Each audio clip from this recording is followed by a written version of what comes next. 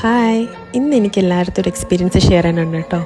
First time എൻ്റെ ലൈഫിൽ ഞാനൊരു തിയേറ്റർ റോൾ, അതായത് ഒരു ഡ്രാമയിൽ ഒരു ക്യാരക്ടർ റോൾ ചെയ്തു കേട്ടോ.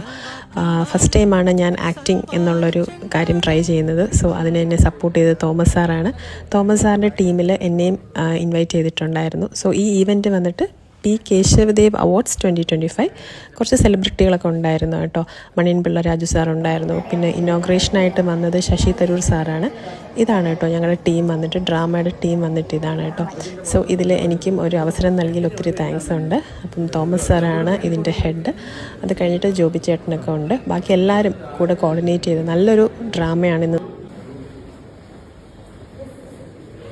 ഈ ഒരു ഇനോഗ്രേഷൻ ഈവൻറ്റ് കഴിഞ്ഞതിന് ശേഷം നമ്മൾ ക്യാരക്ടർ മേക്കപ്പ് ചെയ്ത് കേട്ടോ. ഫസ്റ്റ് ടൈമാണ് എൻ്റെ ലൈഫിൽ ഞാനൊരു ക്യാരക്ടർ മേക്കപ്പ് ചെയ്യുന്നത്.